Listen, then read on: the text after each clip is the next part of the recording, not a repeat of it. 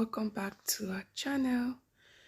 This is Glory Family if you're new to this channel. So today guys, I'm going to be showing you guys how I made this delicious egusi soup, not thick and not too light. Okay, so guys, I'm going to show you through the process, and yeah, keep watching. If this is your first time of trying egusi soup, please watch the video in details and follow the step, and you would not regret trying it out.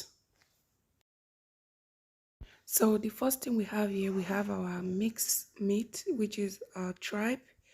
In Nigeria we call it ishaki. We have the cow skin, and we have fish, we have the egusi, we have the palm oil, and yeah, we have some diced onions and our bitter leaf, well cooked and sliced, and we have seasoning, salt, add ginger there, and Maggi cube.